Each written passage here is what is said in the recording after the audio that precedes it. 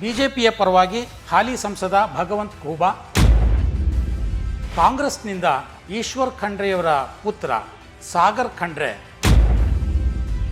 ಇಬ್ಬರೂ ಅಭ್ಯರ್ಥಿಗಳ ಪ್ರಚಾರದ ಭರಾಟೆ ಹೇಗಿದೆ? ಈ ಸಲದ ಬೀದರ್ ಕಣ ಬಹಳಷ್ಟು ಜಿದ್ದಾಜಿದ್ದಿನಿಂದ ಕೂಡಿದೆ. ಕುಟುಂಬ ರಾಜಕಾರಣದ ಹಿನ್ನೆಲೆಯಲ್ಲಿ ನೋಡಿದಾಗ ಈಶ್ವರ್ ಖಂಡ್ರೆಯವರಿಗೆ ಬೀದರ್ನ ಗೆಲುವು ಎಷ್ಟು ಮುಖ್ಯ ಅಂತ ಅನ್ಸುತ್ತೆ? ಈ ಕುಟುಂಬ ರಾಜಕಾರಣದಲ್ಲಿ ಅಭ್ಯರ್ಥಿಗಳಾಗ್ತಾ ಇರೋರು ಸ್ವಲ್ಪ ಮಟ್ಟಿಗಾದ್ರೂ ವೃತ್ತಿ ಪರಿಣಿತಿ, ಲೋಕಾನುಭವ ಏನೋ ಆಕ್ಷೇಪ ಇರ್ತಾ ಇರಲಿಲ್ಲ. ಬಂಡಾಯಗಳು ಬಿಜೆಪಿಯಲ್ಲಿ ಅದರ ಗೆಲುವಿನ ಅವಕಾಶವನ್ನ ಪ್ರಭಾವ ಬೀರುತ್ತೆ ಅಂತ ಅನ್ಸುತ್ತೆ. ಪ್ರಭು ಚವ್ಹಾಣ್ ಅವರು ಯುದ್ಧಕ್ಕೆ ನಿಂತಂತೆ ಸ್ಥಿತಿ ನಿರ್ಮಾಣ ಆಗಿದೆ.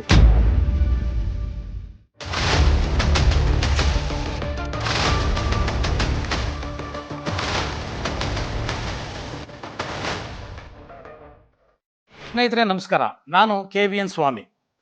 ಕವರೇಜ್ ಕ್ಷೇತ್ರ ವಿಶೇಷ ಸರಣಿಯಲ್ಲಿ ಮತ್ತೊಂದು ಲೋಕಸಭಾ ಕ್ಷೇತ್ರದ ವಿಶ್ಲೇಷಣೆ ಮಾಡೋದಕ್ಕೆ ನಾನು ಇವತ್ತು ನಮ್ಮ ತಜ್ಞರ ಜೊತೆ ನಿಮ್ಮ ಮುಂದೆ ಬಂದು ನಿಂತಿದ್ದೇನೆ.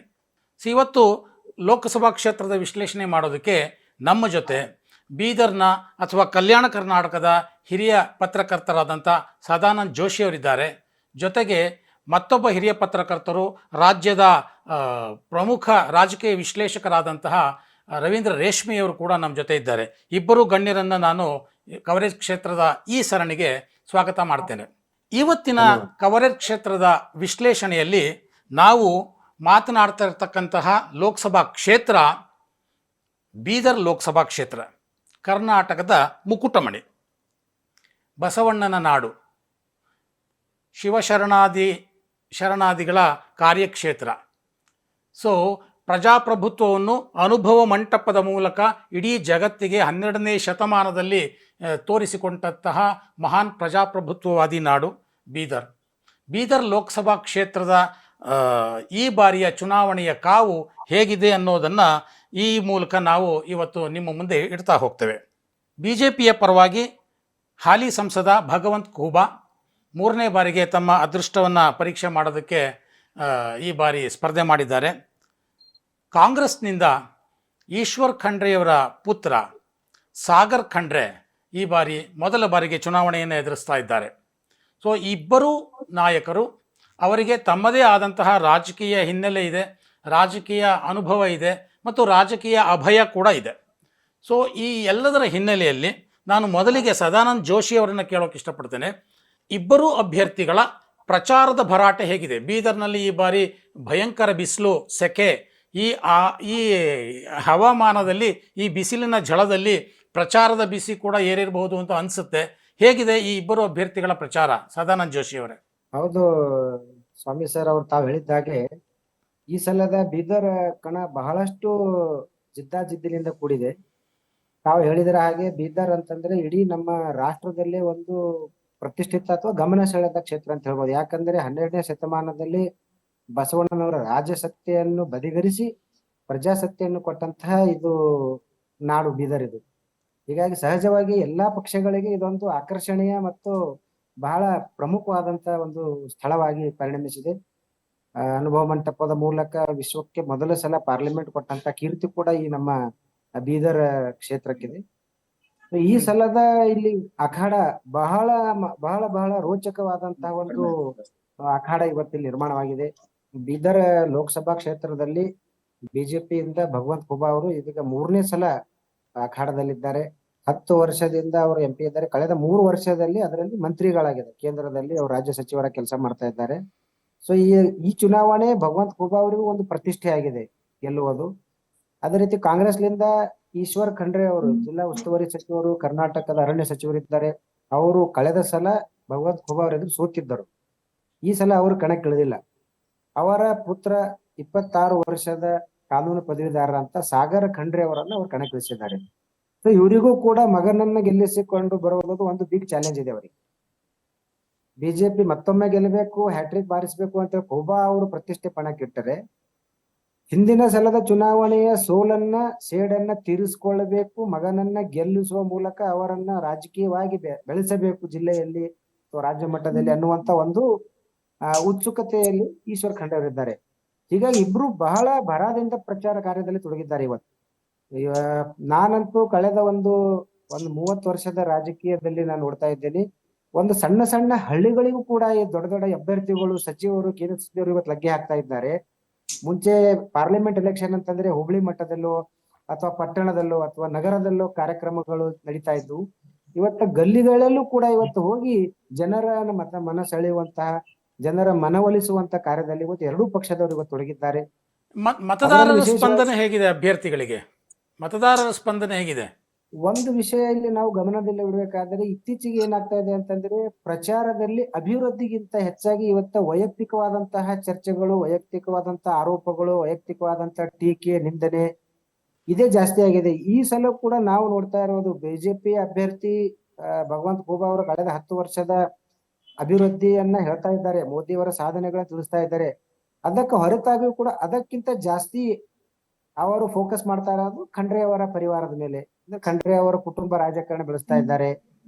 ಅವರು ಹಿಂದೆ ಅವರ ತಂದೆ ಭೀಮಣ್ಣ ಖಂಡ್ರೆ ಅವರಿದ್ರು, ಅದಾದ್ರೆ ಅವ್ರ ಅಣ್ಣ ವಿಜಯಕುಮಾರ್ ಖಂಡ್ರೆ ಅವರಿದ್ರು, ಅದಾದ ನಂತರ ಈಶ್ವರ್ ಖಂಡ್ರೆ ಅವರು 4ನೇ ಸಲ ಭಾಲ್ಕಿ ಕ್ಷೇತ್ರದ MLA ಇದ್ದಾರೆ. ಈಗ ಅವ್ರ ಮಗನನ್ನು ತಂದಿದ್ದಾರೆ. ಸೊ ಇದಕ್ಕೆ ಜಾಸ್ತಿ ಫೋಕಸ್ ಮಾಡ್ತಾ ಇದ್ದಾರೆ. ಸೊ ಜನರಲ್ಲಿ ಒಂದು ಸ್ಪಂದನೆ ಅಂತಂದ್ರೆ, ಜನರಲ್ಲಿ ಒಂದು ಯಾವ ರೀತಿ ಇದೆ ಅಂದ್ರೆ, ಇಲ್ಲಿ ಅಭಿವೃದ್ಧಿ ವಿಷಯ ಒಂದಿಷ್ಟು ಗೌಣವಾಗಿ ವೈಯಕ್ತಿಕ ಟೀಕೆ, ಪರಸ್ಪರ ಆರೋಪ ಪ್ರತ್ಯಾರೋಪಗಳು ಇವತ್ತು ಜಾಸ್ತಿ ಆಗಿವೆ ಅನ್ನುವಂತ ಒಂದು ಸ್ಥಿತಿ ಇವತ್ತ ಕ್ಷೇತ್ರದಲ್ಲಿ ಕಾಣ್ತಾ ಇದೆ. ನಾನು ರವೀಂದ್ರ ರೇಷ್ಮೆ ಅವರಿಗೆ ಕೇಳಲಿಕ್ಕೆ ಇಷ್ಟಪಡ್ತೇನೆ. ಸರ್, ಕುಟುಂಬ ರಾಜಕಾರಣದ ಬಗ್ಗೆ ತಾವು ಸಹ ಸಾಕಷ್ಟು ಈಗಾಗಲೇ ಭಾಳಷ್ಟು ಮಾತಾಡಿದ್ದೀರಿ, ನಿಮ್ಮ ನಿಲುವುಗಳನ್ನು ತಿಳಿಸಿದ್ದೀರಿ. ಇಲ್ಲಿ ಕೂಡ ಕುಟುಂಬ ರಾಜಕಾರಣದ ಮತ್ತೊಂದು ಉದಾಹರಣೆ. ಸೊ ಈ ಕುಟುಂಬ ರಾಜಕಾರಣದ ಹಿನ್ನೆಲೆಯಲ್ಲಿ ನೋಡಿದಾಗ ಈಶ್ವರ್ ಖಂಡ್ರೆ ಅವರಿಗೆ ಬೀದರ್ನ ಗೆಲುವು ಎಷ್ಟು ಮುಖ್ಯ ಅಂತ ಅನ್ಸುತ್ತೆ ಸರ್? ಕಾಂಗ್ರೆಸ್ ಪಕ್ಷ ಈ ವರ್ಷ ತನ್ನ ಅಧಿಕೃತ ರಾಜಕೀಯ ನೀತಿ ಅನ್ನೋ ರೀತಿಯಲ್ಲಿ ಸುಮಾರು 11 ಜನ ಹಾಲಿ ಮಂತ್ರಿಗಳು ಮತ್ತು ಶಾಸಕರ ಪುತ್ರರು, ಅಳಿಯಂದರು, ಸ್ವತಃ ಅಖಿಲ ಭಾರತ ಕಾಂಗ್ರೆಸ್ ಅಧ್ಯಕ್ಷರ ತಮ್ಮ ಅಳಿಯನನ್ನು ಕೂಡ ಪಕ್ಕದ ಗುಲ್ಬರ್ಗಾ ಕ್ಷೇತ್ರದಲ್ಲಿ ನೆಲೆಸಿದ್ದಾರೆ. ಈ ಕುಟುಂಬ ರಾಜಕಾರಣದಲ್ಲಿ ಅಭ್ಯರ್ಥಿಗಳಾಗ್ತಾ ಇರೋರು ಸ್ವಲ್ಪ ಮಟ್ಟಿಗಾದ್ರೂ ಒಂದು ವೃತ್ತಿ ಪರಿಣಿತಿ, ಲೋಕಾನುಭವ ಮತ್ತು ಸಮಾಜ ಸೇವೆ ಹಿನ್ನೆಲೆಯವರಾಗಿದ್ರೆ ಏನೋ ಆಕ್ಷೇಪ ಇರ್ತಾ ಇರಲಿಲ್ಲ. ಈಶ್ವರ್ ಖಂಡ್ರೆ ಅವರ ಪುತ್ರ ಇನ್ನು 26 ವರ್ಷದ ಚಿಗುರು ಮೀಸೆಯ ಯುವಕ. ಅವರ ಶೈಕ್ಷಣಿಕ ಹಿನ್ನೆಲೆ ಏನು, ಆತನ ಸಮಾಜ ಸೇವೆ ಹಿನ್ನೆಲೆ ಏನು, ಸಂಘಟನಾತ್ಮಕ ಸಾಮರ್ಥ್ಯವೇನು, ಅದು ಯಾವುದರ ಪರಿಚಯವಿಲ್ಲದೆ ಇದ್ರು ಕೂಡ ಮತದಾರರ ಎದುರಿಗೆ ಕಾಂಗ್ರೆಸ್ ಪಕ್ಷ ಅವ್ರನ್ನ ತಂದೆಲ್ಸ. ಅಂದ್ರೆ ಅವ್ರ ಉದ್ದೇಶ ನಾವು ಮೋದಿಯನ್ನ ಮತ್ತೆ ಪ್ರಧಾನಮಂತ್ರಿಯಾಗಿ ತಡೆಯೋದೇ ನಮ್ಮ ಉದ್ದೇಶ ಅನ್ನೋದು ಅದರಲ್ಲೇನು ಪ್ರಶ್ನೆನೇ ಇಲ್ಲ. ಬೀದರ್ ಕ್ಷೇತ್ರವನ್ನ ಹಿಂದೊಮ್ಮೆ ಮಾಜಿ ಮುಖ್ಯಮಂತ್ರಿ ಧರ್ಮ್ ಸಿಂಗ್ ಅವರು ಕೂಡ ಪ್ರತಿನಿಧಿಸಿದ್ರು. ಈ ಭಗವಂತ ಖೂಬಾ ಅವರು ಪ್ರವರ್ಧಮಾನಕ್ಕೆ ಬಂದಿದ್ದೆ ಧರ್ಮ್ ಸಿಂಗ್ ಅವ್ರನ್ನ ಸೋಲಿಸೋದ್ರ ಮೂಲಕ ಅವ್ರು ಪ್ರವರ್ಧಮಾನಕ್ಕೆ ಬಂದ್ರು. ನನಗೆ ಬೀದರ್ನಲ್ಲಿ ಸುಮಾರು 4 ವರ್ಷಗಳ ಕಾಲ ನಾವು ಬೀದರ್ನ ನಿವಾಸಿ ಆಗಿದ್ದೆ. ನಮ್ಮ ತಂದೆ ಅಲ್ಲಿ ಜಿಲ್ಲಾ ಸರ್ಜನರಾಗಿದ್ದ ಅನ್ನೋದು 70 ವರ್ಷದಲ್ಲಿ ಬೀದರ್ನಲ್ಲಿ ಇದ್ವಿ. ಬೀದರ್ ಪಟ್ಟಣ ಏನಿದೆ, ಅಲ್ಲಿ ರಜಾಕಾರ್ ಚಳವಳಿಯ ಕಾಲದಿಂದ ಕೂಡ ಒಂದು ಜಾಗೃತವಾದ ಒಂದು ರಾಜಕೀಯ ಪ್ರಜ್ಞೆ ಅಲ್ಲಿ ಯಾವತ್ತೂ ಒಂಥರ ಸ್ಥಾಯಿ ಸ್ಥಿತಿಯಲ್ಲಿದೆ. ಅಲ್ಲಿನ ಮಾಧ್ಯಮಗಳು ಕೂಡ ನನಗೆ ಇವತ್ತಿಗೂ ನೆನಪಿದೆ. ಅಲ್ಲಿ ದಮನ್ ಅನ್ನೋ ಒಂದು ಹಿಂದಿ ದಿನಪತ್ರಿಕೆ, ಬೀದರ್ಗಿ ಆವಾಜ್ ಅನ್ನೋ ಒಂದು ಉರ್ದು ದಿನಪತ್ರಿಕೆ, ಉತ್ತರ ಕರ್ನಾಟಕ ಅನ್ನೋ ಕನ್ನಡ ದಿನಪತ್ರಿಕೆ, ರಾಜ್ಯ ಮಟ್ಟದ ಪತ್ರಿಕೆಗಳಿಗಿಂತ ಹೆಚ್ಚು ಗಂಭೀರವಾದ ಒಂದು ರಾಜಕೀಯ ಚರ್ಚೆ ಚಿಂತನೆಗಳೆಲ್ಲ ಅಲ್ಲಿ ಸ್ಥಳೀಯ ಮಾಧ್ಯಮಗಳಲ್ಲಿ ನಡೀತಾ ಇತ್ತು. ಆದ್ರೆ ಬೀದರ್ ಈ ಹಳೆ ಮೈಸೂರಿನವ್ರು ಭಾವಿಸಿದ ಹಾಗೆ ಅದು ಇವತ್ತೇನು ಅಂತ ಹಿಂದುಳಿದ ಪ್ರದೇಶವಾಗಿ ಏನು ಉಳಿದಿಲ್ಲ. ಅಂದ್ರೆ ಭೌತಿಕ ಮೂಲ ಸೌಕರ್ಯಗಳ ದೃಷ್ಟಿಯಿಂದ, ಇನ್ಫ್ರಾಸ್ಟ್ರಕ್ಚರ್ ದೃಷ್ಟಿಯಿಂದ ಅತ್ಯುತ್ತಮವಾದ ರಾಷ್ಟ್ರೀಯ ಹೆದ್ದಾರಿಗಳು, ರಾಜ್ಯ ಹೆದ್ದಾರಿಗಳು, ನಮ್ಮ ಎಚ್ ಡಿ ರೇವಣ್ಣ ಅವ್ರ ಕಾಲದಲ್ಲಿ ಬೀದರ್ ಟು ಶ್ರೀರಂಗಪಟ್ಟಣ ರಾಷ್ಟ್ರೀಯ ಹೆದ್ದಾರಿ ಕೂಡ ಆಯ್ತು. ಬ್ರಿಟಿಷರ ಕಾಲದಲ್ಲೇ ಅಲ್ಲಿ ಏರ್ಫೋರ್ಸ್ ನ ಭಾರತೀಯ ವಾಯುಸೇನೆಯ ಅಲ್ಲಿ ವಿಮಾನ ನಿಲ್ದಾಣ ಕೂಡ ಇತ್ತು. ಹೀಗಾಗಿ ಆಮೇಲೆ ಚಾರಿತ್ರಿಕವಾಗಿ ಕೂಡ ಅದು ಬಹುಮನಿ ಸುಲ್ತಾನರ ರಾಜಧಾನಿಯಾಗಿತ್ತು ಬೀದರ್. ಅಲ್ಲಿ ಮೊಹಮ್ಮದ್ ಗವಾನ್ ಮದರ್ಸಾ ಅನ್ನೋ ಒಂದು ಲ್ಯಾಂಡ್ ಮಾರ್ಕ್ ಏನಿದೆ, ಅದು ಬೀದರ್ನ ಒಂದು ಲಾಂಛನ. ಅಲ್ಲಿ ಇಷ್ಟೊತ್ತಿಗಾಗ್ಲೇ ಬೀದರ್ ದೂರದರ್ಶಿತವುಳ್ಳ ನಾಯಕತ್ವ ಸಿಕ್ಕಿದ್ರೆ ಅಂತಾರಾಷ್ಟ್ರೀಯ ಪ್ರವಾಸಿ ಧಾಮವಾಗಿ ಅಭಿವೃದ್ಧಿ ಹೊಂದಬೇಕಾಗಿತ್ತು. ಹಾಗೇನೂ ಆಗಿಲ್ಲ. ಅಲ್ಲಿ ಏನೇ ಇದ್ರು ಕೂಡ ಹಲವು ಕುಟುಂಬಗಳ ಒಂದು ಪಾಳೆಗಾರಿಕೆ ಸಂಸ್ಕೃತಿ ಅಲ್ಲಿ ನಿರಂತರವಾಗಿ ಸಾಕ್ತಾ ಬಂದಿದೆ. ದುರದೃಷ್ಟವಶಾತ್ 21ನೇ ಶತಮಾನದಲ್ಲಿ ಕೂಡ ಮತ್ತೆ ಅದೇ ಖಂಡ್ರೆ ಪರಿವಾರದ ಯಜಮಾನಿಕೆಗೋಸ್ಕರ ಅಲ್ಲಿ ಹೋರಾಟ ನಡೀತಾ ಇದೆ. ಅಲ್ಲಿ ಆದ್ರೆ ಭೀಮಣ್ಣ ಖಂಡ್ರೆ ಅವರು ಸ್ವತಂತ್ರವಾದ ವ್ಯಕ್ತಿತ್ವದ, ವಿಶಿಷ್ಟ ಜಾಯಮಾನದ ಒಬ್ಬ ಹೋರಾಟಗಾರರಾಗಿದ್ರು. ಭೀಮಣ್ಣ ಖಂಡ್ರೆ ಅವರು ಇಡೀ ರಾಜ್ಯದಲ್ಲಿ ಆವತ್ತು ರೆಡ್ಡಿ ಕಾಂಗ್ರೆಸ್ 1978ರ ಅಸೆಂಬ್ಲಿ ಚುನಾವಣೆಯಲ್ಲಿ ಇಡೀ ರಾಜ್ಯದಲ್ಲಿ ರೆಡ್ಡಿ ಕಾಂಗ್ರೆಸ್ ಘೋರವಾದ ಪರಾಭವವನ್ನು ಹೊಂದಾಗ ಬೀದರ್ನಲ್ಲಿ ಬಾಲ್ಕಿ ಕ್ಷೇತ್ರದಿಂದ ಭೀಮಣ್ಣ ಖಂಡ್ರೆ ಒಬ್ಬರೇ ಆರಿಸಿ ಬಂದಿದ್ರು. ಆ ತರದ ಒಂದು ವರ್ಚಸ್ಸು ಅವ್ರದ್ದಾಗಿತ್ತು. ಅದಾದ ನಂತರ ವಿಜಯ್ ಕುಮಾರ್ ಖಂಡ್ರೆ, ಈಶ್ವರ್ ಖಂಡ್ರೆ ಇವರೆಲ್ಲ ಬಂದಿದ್ರು. ಈಶ್ವರ್ ಖಂಡ್ರೆ ಅವರು ಸಿದ್ದರಾಮಯ್ಯ ಸರ್ಕಾರದಲ್ಲಿ ಒಂಥರ ಪ್ರಗತಿಪರ ಆಲೋಚನೆಯ ಆಮೇಲೆ ತುಂಬಾ ವ್ಯವಹಾರ ಕುಶಲತೆಯುಳ್ಳ ಮಂತ್ರಿಯನ್ನು ಹೆಸರು ಪಡ್ಕೊಂಡಿದ್ರು. ಅವ್ರಿಗೂ ಕೂಡ ಇಷ್ಟು ಬೇಗನೆ ಯಾಕೆ ಪುತ್ರ ವ್ಯಾಮೋಹ ಬಾಧಿಸ್ಲಿಕ್ಕೆ ಶುರುವಾಯ್ತು, ಆಮೇಲೆ ಯಾವುದೇ ಮುಂದಾಲೋಚನೆ ಇಲ್ಲದೆ ಯಾಕೆ ತಮ್ಮ ಮಗನನ್ನು ಕಣಕ್ಕಿಳಿಸ್ಬಿಟ್ರು, ಇದು ಅರ್ಥವಾಗದ ವಿಚಾರ. ಆದ್ರೆ ಕಾಂಗ್ರೆಸ್ಸಿನ ಕುಟುಂಬ ರಾಜಕಾರಣವನ್ನ ತೀಕ್ಷ್ಣವಾಗಿ ಪ್ರತಿಸೋಸುವ ಒಂದು ನೈತಿಕ ಶಕ್ತಿ ಬಿಜೆಪಿಯಲ್ಲಿ ಕೂಡ ಉಳಿದಿಲ್ಲ. ನಮ್ಗೆಲ್ಲ ಗೊತ್ತಿದೆ, ಬಿಜೆಪಿಯ ಆಂತರಿಕ ವಿದ್ಯಮಾನಗಳು ಕೂಡ ಈ ತರ ವ್ಯಕ್ತಿಗತ ಪ್ರತಿಷ್ಠೆ ಮತ್ತು ಕೌಟುಂಬಿಕ ಹಿತಾಸಕ್ತಿಗಳನ್ನ ಆಧರಿಸಿ ಮುಂದುವರೆದಿದೆ. ಭಗವಂತ್ ಖೂಬಾ ಅವ್ರಿಗೆ ಯಾವ್ದು ಕೌಟುಂಬಿಕ ಹಿನ್ನೆಲೆ, ರಾಜಕೀಯ ಕೌಟುಂಬಿಕ ಹಿನ್ನೆಲೆ ಇಲ್ಲದೆ ಇದ್ರು ಕೂಡ ಕಳೆದ 10 ವರ್ಷಗಳ ಕಾಲ ಸಂಸದರಾಗಿ ಮತ್ತು 3 ವರ್ಷಗಳ ಕಾಲ ನರೇಂದ್ರ ಮೋದಿ ಅವರ NDA ಮಂತ್ರಿಮಂಡಲದ ಸಚಿವರಾಗ್ಬಿಟ್ಟು ರಾಷ್ಟ್ರ ಮಟ್ಟದಲ್ಲಿ ರಾಜ್ಯ ಮಟ್ಟದಲ್ಲೂ ಕೂಡ ಅವರು ಮಂತ್ರಿ, ಯಾವ ಇಲಾಖೆ ಮಂತ್ರಿ ಆಗಿದ್ರು ಅನ್ನೋ ಕೂಡ ನಮ್ಗೆ ಪರಿಚಯ ಇಲ್ಲ.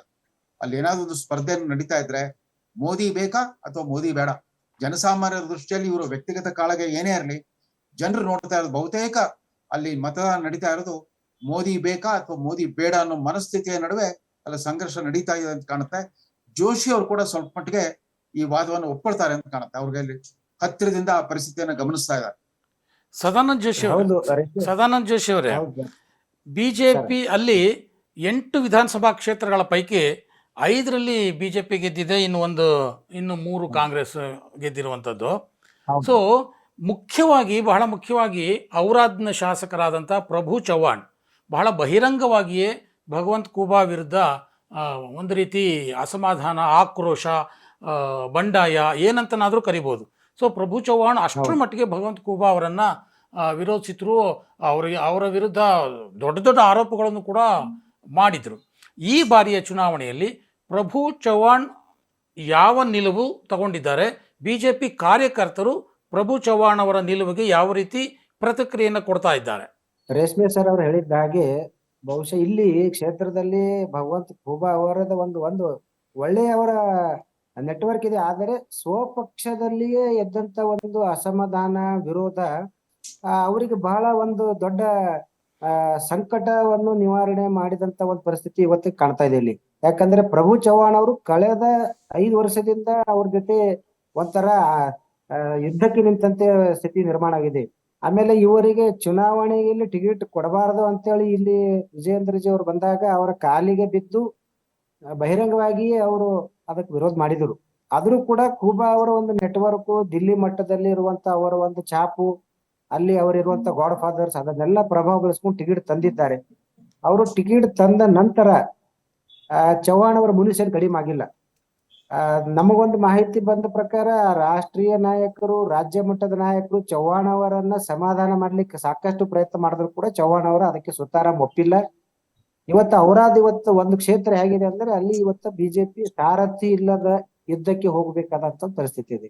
ಸಾರಥಿ ಇಲ್ಲದೆ ಯುದ್ಧಕ್ಕೆ ಹೋದಾಗ ಅದರ ಪರಿಣಾಮ ಯಾವ ರೀತಿ ಪ್ರತಿಕೂಲ ಪರಿಣಾಮ ಎದುರಿಸಬೇಕಾಗತ್ತ ಹೇಳಕ್ ಹೋಗೋದಿಲ್ಲ.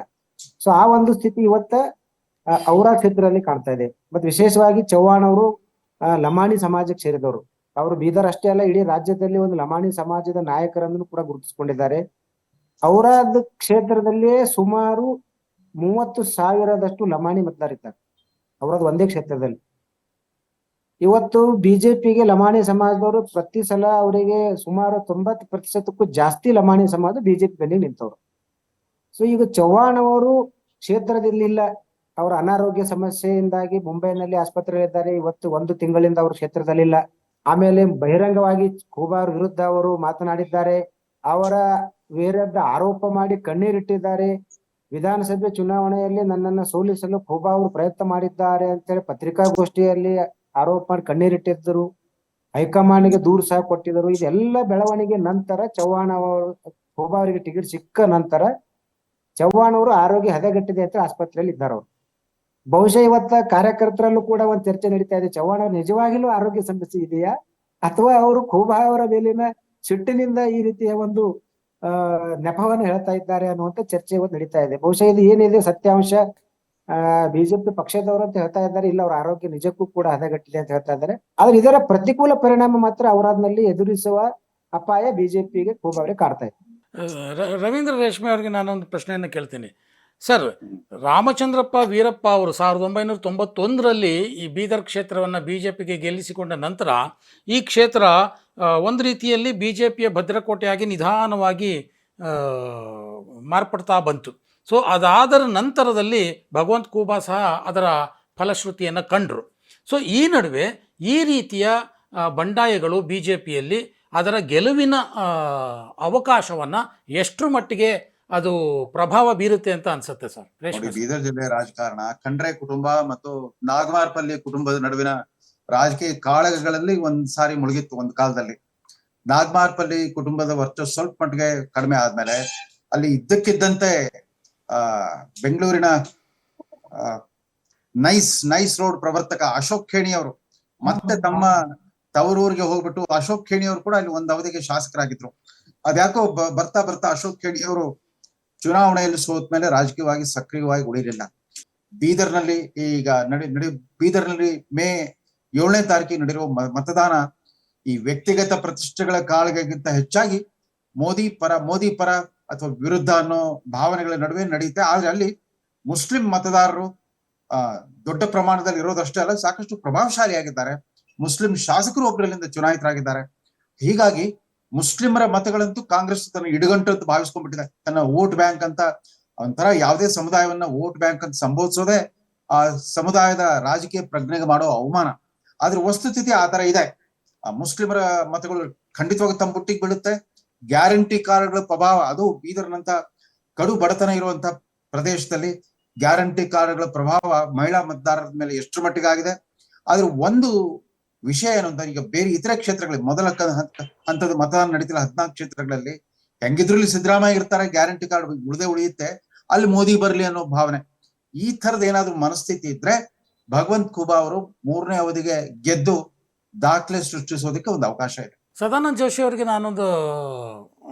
ನನಗೊಂದು ಅವರಿಂದ ಒಂದು ವಿಚಾರ ಕೇಳಬೇಕು. ಏನಂದರೆ, ನಾವು ಏನೇ ಮೋದಿ ಸಾಧನೆಗಳಿರ್ಬೋದು ಅಥವಾ ಕಾಂಗ್ರೆಸ್ ಗ್ಯಾರಂಟಿಗಳಿರ್ಬೋದು, ಅಭ್ಯರ್ಥಿಗಳ ಸಾಧನೆಗಳಿರ್ಬೋದು, ಇದೆಲ್ಲದನ್ನು ನಾವೇನೇ ಮಾತಾಡಿದ್ರೂ ಕೂಡ ಎಲೆಕ್ಷನ್ ಅಂತ ಬಂದ ತಕ್ಷಣ ಅಲ್ಲಿ ಜಾತಿಯ ಒಂದು ಪ್ರಭಾವ, ಕ್ಯಾಸ್ಟ್ ಫ್ಯಾಕ್ಟರ್ ಅನ್ನುವಂಥದ್ದು ಕೆಲಸ ಮಾಡುತ್ತೆ ಅನ್ನುವಂಥದ್ದು ನಮಗೆಲ್ಲರಿಗೂ ಗೊತ್ತಿರುವಂಥದ್ದು. ಸೊ ಬೀದರ್ ಲೋಕಸಭಾ ಕ್ಷೇತ್ರ ವ್ಯಾಪ್ತಿಯಲ್ಲಿ ಲಿಂಗಾಯತರು ಅಂದರೆ ವೀರಶೈವರ ಸಂಖ್ಯೆ ಅತಿ ದೊಡ್ಡದಾಗಿದೆ.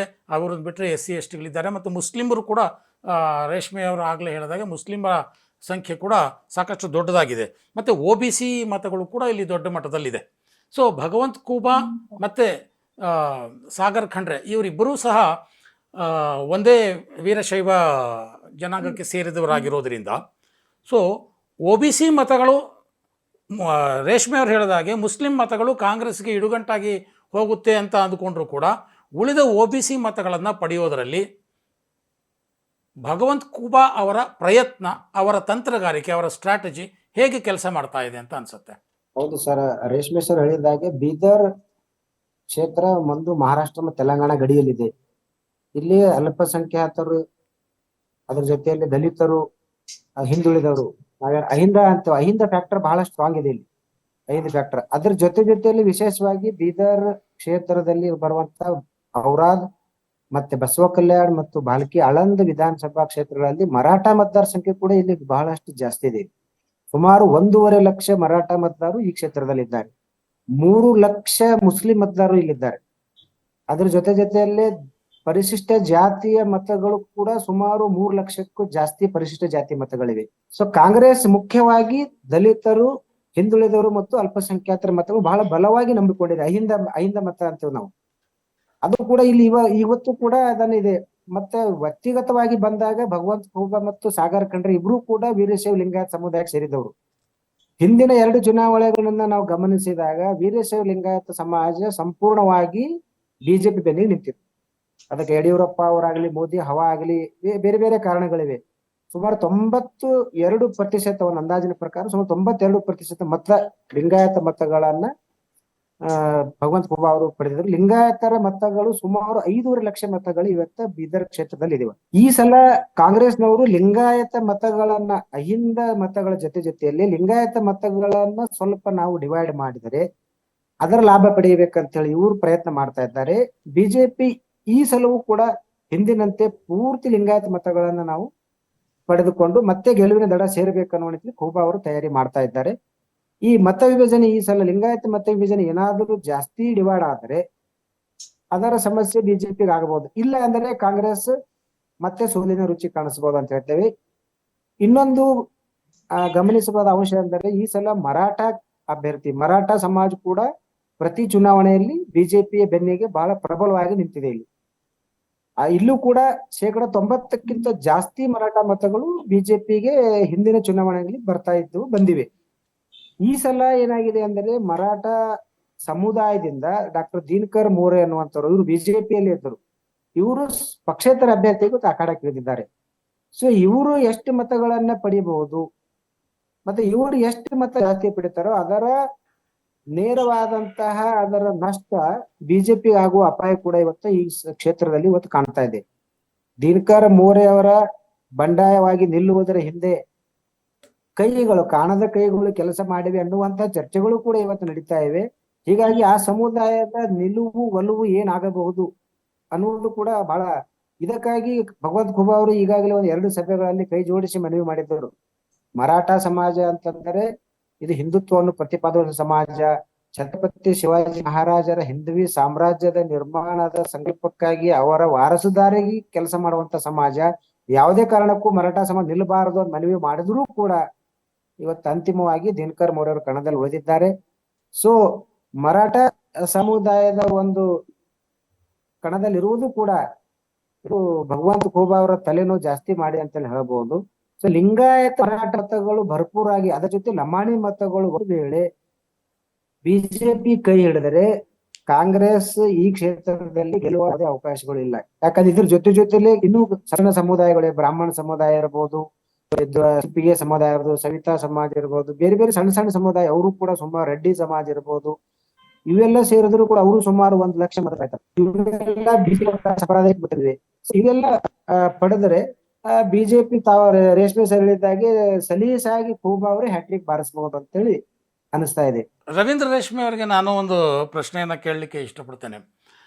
ಜಾತಿ ಸಮೀಕರಣಗಳಿರ್ಬೋದು, ಮತ್ತು ಬೀದರ್ನಲ್ಲಿ ಮುಖ್ಯವಾಗಿ ಭಾಷಾ ಸಮೀಕರಣ ಇರ್ಬೋದು. ಇಲ್ಲಿ ಕನ್ನಡ, ಉರ್ದು, ತೆಲುಗು, ಮರಾಠಿ ಈ 4 ಭಾಷಿಕರು ಬೀದರ್ನಲ್ಲಿರುವಂಥದ್ದು ವಿಶೇಷವಾದಂಥದ್ದು. ಸೊ ಜಾತಿ ಸಮೀಕರಣ ಮತ್ತು ಭಾಷಾ ಸಮೀಕರಣದ ಹೊರತಾಗಿಯೂ ಅಭ್ಯರ್ಥಿಗಳಲ್ಲಿರುವಂತಹ ಒಂದು ಭಾವನೆ ಅಂತಂದರೆ ಬಿ ಜೆ ಪಿ ಅಭ್ಯರ್ಥಿಯಲ್ಲಿ ಮೋದಿ ಗ್ಯಾರಂಟಿಯ ಒಂದು ವಿಶ್ವಾಸ ಇದ್ದರೆ ಕಾಂಗ್ರೆಸ್ ಅಭ್ಯರ್ಥಿಯಲ್ಲಿ ಕಾಂಗ್ರೆಸ್ ಗ್ಯಾರಂಟಿಯ ವಿಶ್ವಾಸ ಇದೆ. ಸೊ ಈ ಸ್ಥಳೀಯ ಈ ಎಲ್ಲ ಸಮೀಕರಣಗಳನ್ನು ಮೀರಿ ಈ ಗ್ಯಾರಂಟಿಗಳು ಯಾವ ರೀತಿ ಪ್ರಭಾವ ಬೀರ್ಬೋದು ಅಂತ ಅನ್ಸುತ್ತೆ ಮತದಾರರ ಮೇಲೆ? ರವೀಂದ್ರ ರೇಷ್ಮೆ ಅವರು ನೋಡಿ, ಇದರಲ್ಲಿ ಮೊದಲನೇದಾಗಿ ಜಿಲ್ಲಾ ಸಚಿವರು ಮತ್ತು ಕಾಂಗ್ರೆಸ್ ಅಭ್ಯರ್ಥಿಯ ತಂದೆ ಈಶ್ವರ್ ಖಂಡ್ರೆ ಅವರೇ ಸ್ವಯಂ ಸೃಷ್ಟಿ ಮಾಡಿಕೊಂಡಿರೋ ಒಂದು ವಿವಾದ ಹೊಂದಿದೆ. ಈ ಚುನಾವಣೆ ಘೋಷಣೆ ಆಗುವ ಪೂರ್ವದಲ್ಲೇ ಹಿಂದುಳಿದ ವರ್ಗಗಳ ಆಯೋಗ, ಶಾಶ್ವತ ಹಿಂದುಳಿದ ವರ್ಗಗಳ ಆಯೋಗದ ವರದಿ, ಮೊದಲು ಕಾಂತರಾಜ್ ವರದಿ ಆಗಿತ್ತು, ಅದಾದ ನಂತರ ಜಯಪ್ರಕಾಶ್ ಹೆಗಡೆ ಅವರು ಸಲ್ಲಿಸಿದ ವರದಿ ಕುರಿತಂತೆ ದಾವಣಗೆರೆಯ ಶಾವನೂರು ಶಿವಶಂಕರಪ್ಪ ಮತ್ತು ಈಶ್ವರ್ ಖಂಡ್ರೆ ಅವರು ಬಹಿರಂಗವಾಗಿ ಆ ವರದಿಯ ಅದನ್ನು ತಯಾರಿಸಿದ ರೀತಿಯನ್ನ ಬಹಿರಂಗವಾಗಿ ಖಂಡಿಸಿದ್ದಾರೆ. ಅದು ಅವೈಜ್ಞಾನಿಕ, ಅದು ಸ್ವೀಕಾರಾರ್ಹವಲ್ಲ, ಸರ್ಕಾರ ಅದನ್ನು ಒಪ್ಪತಕ್ಕದ್ದಲ್ಲ ಅನ್ನೋ ಒಂದು ವಿವಾದಕ್ಕೆ ಸ್ವತಃ ಈಶ್ವರ ಖಂಡ್ರೆ ಅವರು ಕೂಡ ಕಾರಣವಾಗಿದ್ದಾರೆ. ಅದರಿಂದಾಗಿ ಈ ಹಿಂದುಳಿದ ವರ್ಗಗಳು ಮತ್ತು ಜಾತಿ ಗಣತಿಗೆ ಸಂಬಂಧಪಟ್ಟಂತೆ ಉತ್ತರ ಕರ್ನಾಟಕದ ಲಿಂಗಾಯತರ ಮನಸ್ಥಿತಿ ಯಾವ ತರ ಇದೆ, ಲಿಂಗಾಯತರ ಮತಗಳು ಏನಾದ್ರು ಕ್ರೋಢೀಕರಣವಾಗ್ಬಿಟ್ರೆ ಕಾಂಗ್ರೆಸ್ಗೆ ಪ್ರತಿಕೂಲವಾಗುವ ಸಾಧ್ಯತೆ ಇದೆ. ಈಶ್ವರ್ ಖಂಡ್ರೆ ಅವರಿಗೆ ವ್ಯಕ್ತಿಗತವಾಗಿ ಕೌಟುಂಬಿಕ ಪ್ರತಿಷ್ಠೆ ಇದೆ, ಮಗನನ್ನು ಗೆಲ್ಲಿಸ್ಬೇಕು ಅಂತ ಇರಬಹುದು. ಆದ್ರೆ ಅವರದ್ದೇ ಆದ ಸಿದ್ದರಾಮಯ್ಯ ನೇತೃತ್ವದ ಕಾಂಗ್ರೆಸ್ ಸರ್ಕಾರ ತೆಗೆದುಕೊಂಡಿರೋ ಒಂದು ತಾತ್ವಿಕ ನಿಲುವಿಗೆ ಒಂದು ವೈರುಧ್ಯವಾದ ನಿಲುವನ್ನ ಈಶ್ವರ್ ಖಂಡ್ರೆ ಅವರು ತಾಳಿದ್ದಾರೆ.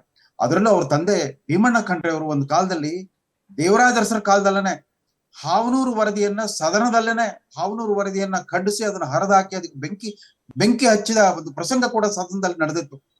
ವಿಧಾನ ಮಂಡಲದ ಇತಿಹಾಸ ನೋಡಿದ್ರೆ ಭೀಮಣ್ಣ ಖಂಡ್ರೆ ಅವರು ಆ ಪರಿಯಾಗಿ ಆ ಕಾಲದಲ್ಲಿ ಲಿಂಗಾಯತರನ್ನ ಹಿಂದುಳಿದ ವರ್ಗಗಳ ಪಟ್ಟಿಯಿಂದ ಹೊರಗಿಡುವುದನ್ನ ತೀಕ್ಷ್ಣವಾಗಿ ವಿರೋಧಿಸ್ತಾ ಬಂದಿದ್ರು. ಅಖಿಲ ಭಾರತ ವೀರಶೈವ ಮಹಾಸಭೆಯ ಅಧ್ಯಕ್ಷರು ಕೂಡ ಆಗಿದ್ರು ಒಂದು ಕಾಲದಲ್ಲಿ ಅವರು, ಭೀಮಣ್ಣ ಖಂಡ್ರೆ ಅವರು. ಆ ಒಂದು ಚಾರಿತ್ರಿಕ ಹಿನ್ನೆಲೆ ಇರುವಾಗ ಈಶ್ವರ ಖಂಡ್ರೆ ಅವರು ಜಯಪ್ರಕಾಶ್ ಹೆಗಡೆ ಆಯೋಗ ಸಲ್ಲಿಸಿರುವ ವರದಿಗೆ ತಮ್ಮದೇ ಆದ ರೀತಿಯಲ್ಲಿ ಆಕ್ಷೇಪವನ್ನು ಎತ್ತಿದ್ದಾರೆ. ಅದು ಲಿಂಗಾಯತರ ಮತಗಳನ್ನ ಅವ್ರ ಪರವಾಗಿ ತಿರುಗ್ಲಿಕ್ಕೆ ಕಾರಣವಾಗುತ್ತೋ, ಅಥವಾ ಲಿಂಗಾಯತ ಮತಗಳೆಲ್ಲವೂ ಕೂಡ ಬಿಜೆಪಿ ಪರ ತಿರುಗಿ ತಮ್ಮ ಪ್ರತಿಭಟನೆಯನ್ನು ದಾಖಲಿಸ್ತಾರೋ ಲಿಂಗಾಯತ ಮತದಾರರು ಕಾದ್ ನೋಡ್ಬೇಕಾಗಿದೆ. ಸದಾನಂದ ಜೋಶಿ ಅವರೇ, ಸೊ ಇದೆಲ್ಲದರ ಹೊರತಾಗಿಯೂ ಕಾಂಗ್ರೆಸ್ ಗ್ಯಾರಂಟಿಗಳು ಒಂದು ಕಡೆ ಮೋದಿ ಗ್ಯಾರಂಟಿಗಳು, ಮತದಾರರು ಈ ಕಾಂಗ್ರೆಸ್ ಗ್ಯಾರಂಟಿಗಳ ಬಗ್ಗೆ ಮತದಾರರ ನಿಲುವೇನು? ಅಂದರೆ ಅವರು ಅಲ್ಲಲ್ಲೇ ಕೂತ್ಕೊಂಡಾಗ ಏನೇನು ಮಾತಾಡ್ತಾರೆ, ಬಸ್ ಸ್ಟ್ಯಾಂಡಲ್ಲಿ ಕೂತಿರ್ತಾರೆ, ಹೋಟ್ಲಲ್ಲಿ ಟೀ ಕುಡಿತಾ ಕೂತಿರ್ತಾರೆ, ಇನ್ನೆಲ್ಲ ಗ್ರಾಮ ಪಂಚಾಯಿತಿಯಲ್ಲಿ ಮಾತಾಡ್ತಾ ಕೂತಿರ್ತಾರೆ. ಈ ಕಾಂಗ್ರೆಸ್ ಗ್ಯಾರಂಟಿಗಳ ಬಗ್ಗೆ ಮತದಾರರ ನಿಲುವು ಏನಿದೆ ಬೀದರ್ ಲೋಕಸಭಾ ಕ್ಷೇತ್ರದಲ್ಲಿ? ಕಾಂಗ್ರೆಸ್ ಗ್ಯಾರಂಟಿ ಬಗ್ಗೆ ಕಾಂಗ್ರೆಸ್ ಗ್ಯಾರಂಟಿ ಬಗ್ಗೆ ಚರ್ಚೆ ಅಂತೂ ಆಗ್ತಾ ಇದೆ. ಅದ್ರ ಬಗ್ಗೆ ಒಂದಿಷ್ಟು ಕಾಂಗ್ರೆಸ್ ಪರವಾಗಿರುವಂತಹ ಮನಸ್ಥಿತಿಗಳು ಅದನ್ನ ಬಹಳ ಅಪ್ರಿಶಿಯೇಟ್ ಮಾಡ್ತಾ ಇದ್ದಾರೆ. ಸಿದ್ದರಾಮಯ್ಯ ಸರ್ಕಾರ ಬಗ್ಗೆ ಅವ್ರು ನಮ್ಗೆ ಬಹಳ ಒಳ್ಳೆ 5 ಗ್ಯಾರಂಟಿಗಳನ್ನು ಕೊಟ್ಟಿದ್ದಾರೆ. ಮತ್ತೆ ಮುಂದೆ ಕೂಡ ಅವ್ರ ಪ್ರಣಾಳಿಕೆಯಲ್ಲಿ ಕೆಲವು ಆಶ್ವಾಸನೆ ಕೊಟ್ಟಿದ್ದಾರೆ. ಆದರೆ ಇದರ ಹೊರತಾಗಿಯೂ ಕೂಡ ರಾಜ್ಯ ಸರ್ಕಾರದ ಮಟ್ಟಿಗೆ ರಾಜ್ಯ ಸರ್ಕಾರದ ಈ ಹಂತಕ್ಕೆ ಗ್ಯಾರಂಟಿ ಓಕೆ, ಆದರೆ ದೇಶದ ವಿಷಯಗಳನ್ನ ಬಂದಾಗ ಅನೇಕರು ಅವರ ನಿಲುವು ಮತ್ತು ಒಲವು ಅದು ದೇಶದ ಹಿತ, ದೇಶದ ಸುರಕ್ಷತೆ, ದೇಶದ ಆಂತರಿಕ ಸುರಕ್ಷತೆ, ಬಾಹ್ಯ ಸುರಕ್ಷತೆ, ಈ ವಿಷಯದಲ್ಲಿ ಮೋದಿ ಗ್ಯಾರಂಟಿನೇ ಓಕೆ ಅನ್ನುವ ರೀತಿಯಲ್ಲಿ ಒಂದು ಮತದಾರ ಒಲವಿದೆ. ಹೀಗಾಗಿ ಈ ಚುನಾವಣೆಯಲ್ಲಿ ವಿಶೇಷವಾಗಿ ಬೀದರ್ನಲ್ಲಿ ಅವತ್ತು ಎಲ್ಲಾ ಕ್ಷೇತ್ರಗಳಲ್ಲಿ ಇರಬಹುದು ಇದೇ ವಾತಾವರಣ. ಈ ಕಾಂಗ್ರೆಸ್ ಗ್ಯಾರಂಟಿಗಿಂತಲೂ ಮೋದಿ ಗ್ಯಾರಂಟಿ ಒಂದು ಹೆಚ್ಚಿನ ಪರಿಣಾಮ ಬೀರ್ತಾ ಇದೆ. ಆ ಒಂದು ಒಲವು ಮೋದಿ ಗ್ಯಾರಂಟಿ ಪರವಾಗಿ ಜಾಸ್ತಿ ಇದೆ ಅನ್ನುವಂತ ವಾತಾವರಣ ಇದೆ. ರವೀಂದ್ರ ರೇಷ್ಮೆ ಅವರಿಗೆ ಒಂದು ಪ್ರಶ್ನೆ. ಕರ್ನಾಟಕದ ಮತದಾರ ಪ್ರಜ್ಞಾವಂತ ಮತದಾರ ಅನ್ನೋದನ್ನು ಬಹಳಷ್ಟು ಚುನಾವಣೆಗಳಲ್ಲಿ ತೋರಿಸ್ಕೊಂಡು ಬಂದಿದ್ದಾನೆ. ಕಳೆದ ವರ್ಷ ಅಷ್ಟೇ ನಡೆದಂಥ ವಿಧಾನಸಭಾ ಚುನಾವಣೆಯಲ್ಲಿ ಏನೇ ಮೋದಿ ಪ್ರಚಾರ ಮಾಡಿದರೂ ಕೂಡ ಮೋದಿ ಮಾತಿಗೆ ಬೆಲೆ ಸಿಗಲೇ ಇಲ್ಲ. ಆದರೆ ಲೋಕಸಭಾ ಚುನಾವಣೆ ಅಂತ ವಿಚಾರ ಬಂದಾಗ ಮಾತ್ರ ಮತದಾರರು ರಾಷ್ಟ್ರೀಯ ವಿಚಾರಗಳ ಬಗ್ಗೆ ಚರ್ಚೆ ಮಾಡಿ ಮೋದಿ ಮಾತಿಗೆ ಬೆಲೆ ಕೊಡ್ತಾರೆ ಅನ್ನುವಂಥ ಮಾತುಗಳನ್ನು ಸದಾನಂದ ಜೋಶಿ ಅವರು ಹೇಳ್ತಾ ಇದ್ದಾರೆ. ಸೊ ಕರ್ನಾಟಕದ ಮತದಾರರ ಬೀದರ್ದು ಸೇರಿದಂತೆ ಈ ಪ್ರಜ್ಞಾವಂತಿಕೆ ಬಗ್ಗೆ ಹೇಳೋದಾದ್ರೆ ನೀವೇನು ಹೇಳ್ತೀರಿ? 2023 ವಿಧಾನಸಭಾ ಚುನಾವಣೆಯ ಫಲಿತಾಂಶ ಅದು ಮೋದಿ ವಿರುದ್ಧ ಕರ್ನಾಟಕ ಜನ ಬಂಡೆದ್ರು ಅಂತಲ್ಲ. ಇಲ್ಲಿ 3 ವರ್ಷಗಳ ಕಾಲ ಆಳ್ವಿಕೆ ನಡೆಸಿದ ಭಾರತೀಯ ಜನತಾ ಪಕ್ಷದ ಸರ್ಕಾರದ ಒಂದು ಅಯೋಮಯ ವಾತಾವರಣ ಏನು ಸೃಷ್ಟಿ ಮಾಡಿತ್ತು, ಅದರ ವಿರುದ್ಧ ರಾಜ್ಯದ ಜನತೆ ತಮ್ಮ ಆಕ್ರೋಶವನ್ನ ಪ್ರಕಟಿಸ್ಬಿಟ್ಟು ಅವರನ್ನ 68 ಸೀಟ್ ಇಳಿಸ್ಬಿಟ್ರು, ಕಾಂಗ್ರೆಸ್ ಅನ್ನ ಗೆಲ್ಲಿಸಿ ತಂದ್ರು. ಬಟ್ ನೋಡಿ, ಬೀದರ್ ಜನರ ರಾಜಕೀಯ ಪ್ರಜ್ಞೆ ಯಾವ ತರ ಇದೆ. ಇಡೀ ರಾಜ್ಯಾದ್ಯಂತ ಕಾಂಗ್ರೆಸ್ ಜೈವೇರಿ ಬಾರಿಸ್ಬಿಟ್ಟು 136 ಸೀಟ್ ಪಡ್ಕೊಂಡಾಗ ಭಾರತೀಯ ಜನತಾ ಪಕ್ಷದ ಮರ್ಯಾದೆ ಉಳಿಸಿರೋದೇ ಬೀದರ್ ಲೋಕಸಭಾ ಕ್ಷೇತ್ರ. 8ರಲ್ಲಿ 5 ಸೀಟ್ ಬಿಜೆಪಿ ಬಂದ್ಬಿಟ್ಟಿದೆ. ಅಂಥದ್ದು ಅಂದ್ರೆ ದಕ್ಷಿಣ ಕನ್ನಡದಷ್ಟೇ ಬಹಳ ಅನಿರೀಕ್ಷಿತ ರೀತಿಯಲ್ಲಿ ಬೀದರ್ನ ಮತದಾರ ಭಾರತೀಯ ಜನತಾ ಪಕ್ಷದ ಪರವಾಗಿ ಒಲಿದಿದ್ದಾನೆ. ಆಮೇಲೆ ಅಲ್ಲಿ ಜನರಿಗೆ ಮಾತೃಭಾಷೆ ಕನ್ನಡ ಇದ್ರು ಕೂಡ ವ್ಯವಹಾರದ ಭಾಷೆ ಉರ್ದು. ಬೀದರ್ ಒಂಥರ ಹಲವು ಭಾಷೆ ಧರ್ಮಗಳ ಸಂಗಮ. ಅಲ್ಲಿ ಗುರುನಾನಕ್ ಝೀರಾ ಇದೆ, ಅಲ್ಲಿ ಒಂದು ಗುರುದ್ವಾರ ಇದೆ, ಇಡೀ ರಾಷ್ಟ್ರದಲ್ಲೇ ಪ್ರಸಿದ್ಧವಾದ ಗುರುದ್ವಾರ ಇದೆ. ನರ್ಸಿಂ ಝರ್ನಾ ಅನ್ನೋ ಒಂದು ಹಿಂದೂಗಳಿಗೆ ಪವಿತ್ರವಾದ ಕ್ಷೇತ್ರ ಇದೆ. ಮೊಹಮ್ಮದ್ ಗವಾನ್ ಮದರ್ಸಾ ಅಂತ ಮುಸ್ಲಿಮರ ಐತಿಹಾಸಿಕ ಒಂದು ಸ್ಮಾರಕ ಅಲ್ಲಿದೆ. ಬೀದರ್ನ ಕೋಟೆ ಇವತ್ತು ರಾಷ್ಟ್ರಾದ್ಯಂತ ಒಂದು ಪ್ರವಾಸಿ ಧಾಮವಾಗಿ ಜನರನ್ನ ಆಕರ್ಷಿಸಲಿಕ್ಕೆ ಶುರು ಮಾಡಿದೆ. ಇಂಥ ಒಂದು ಕಾಸ್ಮೋಪಾಲಿಟನ್ ವಾತಾವರಣವಿರೋ ಬೀದರ್ನಲ್ಲಿ ರಾಜಕೀಯ ಫಲಿತಾಂಶ ಯಾವ ರೀತಿ ಆದ್ರೂ ಆಗ್ಬಹುದು. ಆದ್ರೆ ಮೋದಿ ಅವರು ಮಾಡುವ ಹಿಂದಿ ಭಾಷಣ ಇದೆಯಲ್ಲ, ಅದನ್ನು ಸುಲಭವಾಗಿ ಗ್ರಹಿಸ್ತಾರೆ ಇಡೀ ಹೈದರಾಬಾದ್ ಕರ್ನಾಟಕ ಜನ. ರಾಯಚೂರು, ಗುಲ್ಬರ್ಗಾ, ಯಾದಗಿರಿ, ಬೀದರ್ ಇತ್ಯಾದಿ ಪ್ರದೇಶಗಳಲ್ಲಿ ಮೋದಿ ಅವರ ಭಾಷಣ ಖಂಡಿತವಾಗಿ ಕೂಡ ಪರಿಣಾಮ ಬೀರುತ್ತೆ. ಮಲ್ಲಿಕಾರ್ಜುನ್ ಖರ್ಗೆ ಅವರು ಕಳೆದ ಬಾರಿ ಸೋಲೋದು ಕೂಡ ಮೋದಿ ಅವರು ಅವರ ಚಮತ್ಕಾರಿಕ ಮಾತಿನ ಶೈಲಿಯಿಂದ ತಮ್ಮ ವಿಚಾರಗಳನ್ನ ಮನದಟ್ಟಾಗುವ ಹಾಗೆ ವಿವರಿಸಿದ ರೀತಿ.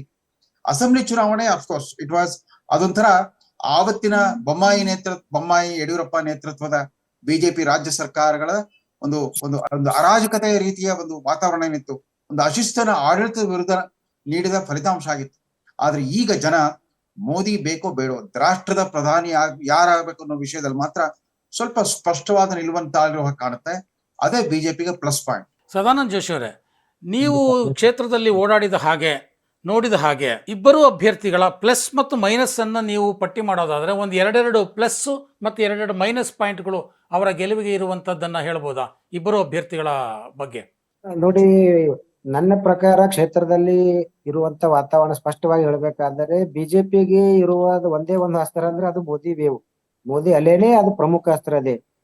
ಅಭ್ಯರ್ಥಿ ಮುಖ್ಯ ಅಲ್ಲ ಇಲ್ಲಿ, ಆ ರೀತಿಯ ವಾತಾವರಣ ಇದೆ. 10 ವರ್ಷಗಳಿಂದ ಭಗವಂತ ಖೂಬಾ ಸಂಸದರಾಗಿದ್ದರು, 3 ವರ್ಷದ ಸಚಿವರಿದ್ದರೂ ಕೂಡ ಅಲ್ಲಿ ಜನ ಏನದ ಅಂತಂದ್ರೆ ಖೂಬಾರಿ ನೋಡ್ತಾ ಇಲ್ಲ, ಅದು ಮೋದಿಯವ್ರು ನೋಡ್ತಾ ಇದ್ದಾರೆ. ಇವ್ರೇನಾದ್ರೂ ಗೆಲ್ಲಬೇಕಾಯ್ತು ಅಂತಂದ್ರೆ ಇದು ಇವ್ರಿಗೆ ಪ್ಲಸ್ ಆಗ್ಬೇಕಂದ್ರೆ ಮೋದಿ ಅಲ್ಲೇ ಮಾತ್ರ, ಮೋದಿ ನಾಮ ಬಲವೇ ಇವ್ರಿಗೆ ಒಂದು ತಿರುಗತ್ತೆ ಆಗ್ಬೇಕಂತ ಪ್ಲಸ್ ಹೇಳ್ತಾ ಇದ್ದೀನಿ.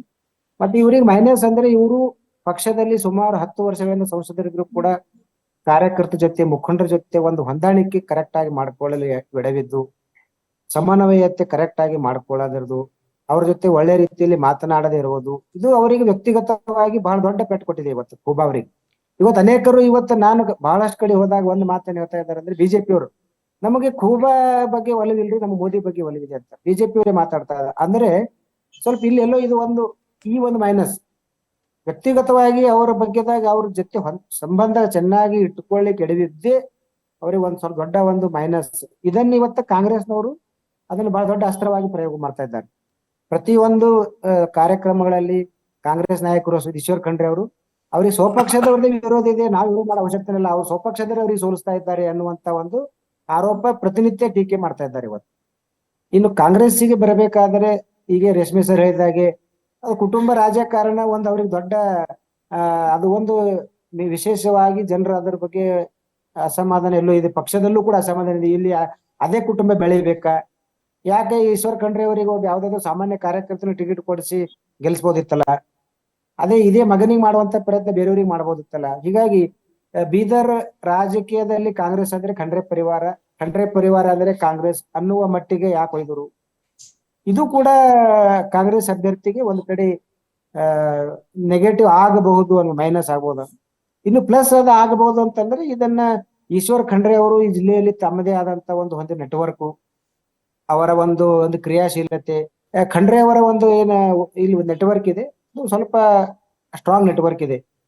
ಸೊ ಅದನ್ನ ಬಳಸಿಕೊಂಡು ಮತ್ತೆ ರಾಜ್ಯದಲ್ಲಿ ಸಚಿವರಿದ್ದಾರೆ, 4 ಸಲ ಬಾಲ್ಕೀಜಿಂದ ಅವರು ಶಾಸಕರಾಗಿದ್ದಾರೆ, 2ನೇ ಬಾರಿ ರಾಜ್ಯದಲ್ಲಿ ಸಚಿವರು ಇದ್ದಾರೆ. ಸೊ ಇದನ್ನ ಬಳಸಿಕೊಂಡು ಮತ್ತೆ ಈ ಗ್ಯಾರಂಟಿಗಳು ಜೋಶಿ ಅವರೇ ಒಂದ್ ನಿಮಿಷ, ಭೀಮಣ್ಣ ಖಂಡ್ರೆ ಅವರ ಕಾಲದಿಂದ ಕೂಡ ಖಂಡ್ರೆ ಪರಿವಾರದ ಯಾವುದೇ ನಾಯಕನ ವಿರುದ್ಧ ಭ್ರಷ್ಟಾಚಾರದ ಆರೋಪ, ಕಳಂಕ ಯಾವತ್ತೂ ತಗಲಿಲ್ಲ. ಆ ವಿಚಾರದಲ್ಲಿ ಮಾತ್ರ ಬಹಳ ಸ್ವಲ್ಪ ಮಟ್ಟಿಗೆ ಸಾರ್ವಜನಿಕ ಸ್ವಚ್ಛತೆ ಮತ್ತು ನಿಯತ್ತನ್ನು ಕಾಪಾಡ್ಕೊಂಡು ಬಂದಿದ್ದಾರೆ. ಅನೇಕ ಕಾಂಗ್ರೆಸ್ ನಾಯಕರಿಗೆ ಹೋಲಿಸಿದ್ರೆ ಈಶ್ವರ್ ಖಂಡ್ರೆ ಅವರ ಮಾತು ಮತ್ತು ವಿಚಾರದಲ್ಲಿ ಒಂದು ಸ್ಪಷ್ಟತೆ ಇರುತ್ತೆ, ನೇರವಂತಿಕೆ ಇರುತ್ತೆ. ಹೀಗಾಗಿ ಜನರಿಗೆ ಸ್ವಲ್ಪ ಮಟ್ಟಿಗೆ ವ್ಯಕ್ತಿಗತ ಗೌರವವನ್ನು ಕಾಪಾಡಿಕೊಂಡಿದ್ದಾರೆ. ಆದ್ರೆ ಅವರ ಪುತ್ರನಿಗೆ ಯಾವುದೇ ಸಾರ್ವಜನಿಕ ವ್ಯಕ್ತಿತ್ವ ಇಲ್ಲ, ಸಾರ್ವಜನಿಕ ಸೇವೆಯ ಯಾವುದೇ ಹಿನ್ನೆಲೆ ಇಲ್ಲ. ಮಂತ್ರಿ ಮಗ ಈಶ್ವರ್ ಖಂಡ್ರೆ ಪುತ್ರ ಅನ್ನೋದು ಬಿಟ್ರೆ ಬೇರೆ ಯಾವುದೇ ಕ್ವಾಲಿಫಿಕೇಶನ್ ಕಾಣ್ತಾ ಇಲ್ಲ. ಹಾಗಾಗಿ ಜನ ಯಾವ ರೀತಿ ತೀರ್ಮಾನ ಮಾಡ್ತಾರೆ ನೋಡ್ಬೇಕು. ರೇಷ್ಮೆ ಸರ್ ಹೇಳಿದ್ದು ನಿಜ. ಸಾಗರ್ ಖಂಡ್ರೆ ಅವರು, ಅವರಿಗೆ ರಾಜಕೀಯ ಯಾವುದೇ ಒಂದು ಅನುಭವ ಇಲ್ಲ, ಅವ್ರು ಬಹಳ ಚಿಕ್ಕವರು. ಮತ್ತ ಅವ್ರಿಗೆ ಏನಿದ್ರು ತಂದೆಯ ನಾಮಬಲ, ಈಶ್ವರ ಅವರ ಒಂದು ತಂದೆಯವರ ನಾಮಬಲ ಒಂದೇ ಅವ್ರಿಗೆ ಅಸ್ತ್ರ ಅದ. ಸೊ ಹೀಗಾಗಿ ಜನ ಅದನ್ನು ಕೂಡ ನಿರ್ಧಾರ ಮಾಡ್ತಾರ. ಆ ಬಗ್ಗೆನೂ ಕೂಡ ಚರ್ಚೆ ನಡೀತಾ ಇದೆ. ಇವ್ರು ಯಾವ ರೀತಿ ಒಂದು ಸಂಸದ ಸ್ಥಾನಕ್ಕೆ ಆದ್ರೆ ಅವ್ರು ಯಾವ ರೀತಿ ಈ ಜನರಿಗೆ ಸ್ಪಂದಿಸಬಹುದು, ಅದು ಕೂಡ ಇದೆ ಡಿಸ್ಕಷನ್, ಚರ್ಚೆಯಲ್ಲಿದೆ. Okay, thank you Ravindra Reshme sir ಮತ್ತು ಸದಾನಂದ ಜೋಶಿ ಅವರೇ, ನಿಮ್ಮ ಈ ವಿಶ್ಲೇಷಣೆಗೆ ನಾನು ಧನ್ಯವಾದಗಳನ್ನ ಹೇಳ್ತೇನೆ. ಸ್ನೇಹಿತರೆ, ನೋಡಿದ್ರಲ್ಲ ಬೀದರ್ ಲೋಕಸಭಾ ಕ್ಷೇತ್ರದ ವಿಶ್ಲೇಷಣೆಯನ್ನು. ಸೊ ಬೀದರ್ನಲ್ಲಿ ಸ್ಥಳೀಯವಾಗಿ ಅಸಮಾಧಾನಗಳಿದೆ, ಸ್ಥಳೀಯವಾಗಿ ಆಕ್ರೋಶಗಳಿದೆ, ಕುಟುಂಬ ರಾಜಕಾರಣದ ಬಗೆಗಿನ ಅಸಹನೆ ಇದೆ, ಮತ್ತು ಸ್ವಪಕ್ಷದಲ್ಲೇ ಒಂದು ರೀತಿಯಲ್ಲಿ ವೈರುಧ್ಯಗಳಿವೆ. ಇದೆಲ್ಲದರ ನಡುವೆಯೂ ಕೂಡ ಮೋದಿ ಗ್ಯಾರಂಟಿಯನ್ನು ನಮ್ಮನ್ನು ಗೆಲ್ಲಿಸುತ್ತೆ ಅಂತ BJPಯವರು, ಕಾಂಗ್ರೆಸ್ ಗ್ಯಾರಂಟಿಗಳು ನಮ್ಮನ್ನು ಗೆಲ್ಲಿಸುತ್ತೆ ಅಂತ ಕಾಂಗ್ರೆಸ್ ಅಭ್ಯರ್ಥಿ ಈ ಗೆಲುವಿನ ವಿಶ್ವಾಸದಲ್ಲಿದ್ದಾರೆ. ಅಂತಿಮವಾಗಿ ಮೇ 7ನೇ ತಾರೀಕು ಮತದಾರ ತನ್ನ ನಿಲುವನ್ನು ಭದ್ರವಾಗಿ ಮತಯಂತ್ರದಲ್ಲಿ ಹಾಕೊಂಡಿದ್ದಾನೆ. ಇವತ್ತಿನ ಈ ಕವರೇಜ್ ಕ್ಷೇತ್ರದ ವಿಶ್ಲೇಷಣೆಯೊಂದಿಗೆ ಇವತ್ತಿನ ಈ ವಿಶ್ಲೇಷಣೆಯನ್ನು ಮುಗಿಸ್ತಾ ಇದ್ದೇನೆ. ಮತ್ತೊಂದು ಲೋಕಸಭಾ ಕ್ಷೇತ್ರದೊಂದಿಗೆ ಮತ್ತೊಮ್ಮೆ ಕವರೇಜ್ ಕ್ಷೇತ್ರದ ಜೊತೆ ನಿಮ್ಮ ಮುಂದೆ ಬರ್ತೇನೆ. ನಮಸ್ಕಾರ.